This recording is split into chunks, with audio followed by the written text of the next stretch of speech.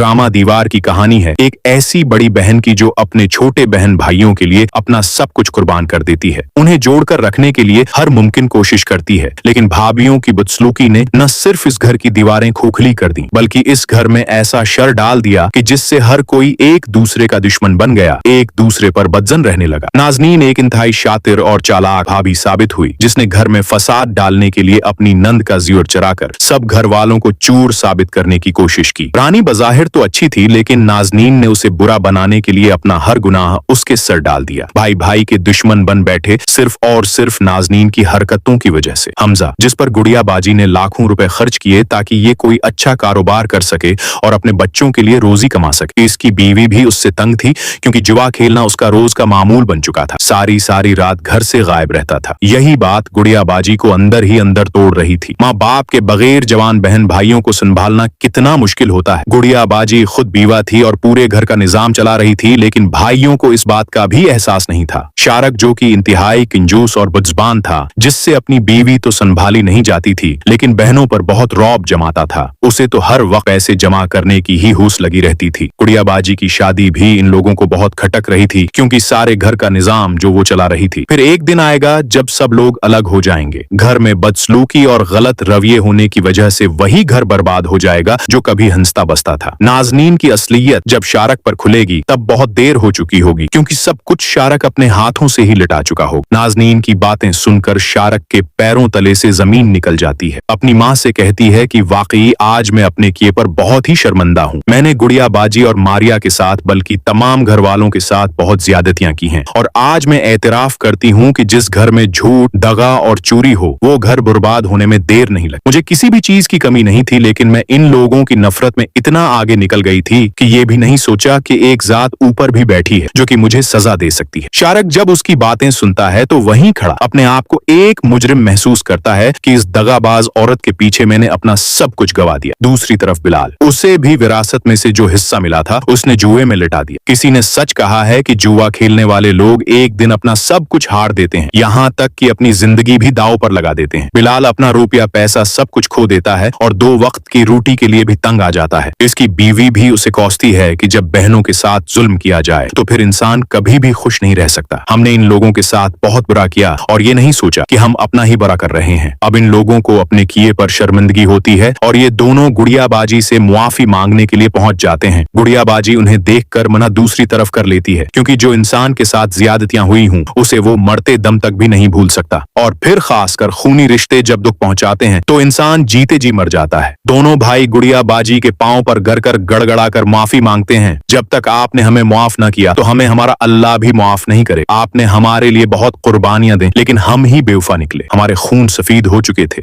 लेकिन गुड़िया बाजी आप तो हमारी माँ की जगह है ना, तो माँ का दिल नर्म होता है। आप हमें मुआफ कर दें। गुड़िया बाजी का दिल पिघल जाता है। अपने भाइयों को इस हाल में देखकर तड़प उठती है और फौरन उन्हें गले लगा लेती है और कहती है, आज मेरी बात याद रखना, जो अल्फाज मुना से निकल जाते हैं वो दोबारा वापस नहीं जाते। जो भी बात करनी हो सोच समझ कर करनी चाहिए। और किसी ने खूब कहा है कि तलवार के जख्म तो ठीक हो सकते हैं लेकिन जबान के दिए गए जख्म कभी ठीक नहीं होते।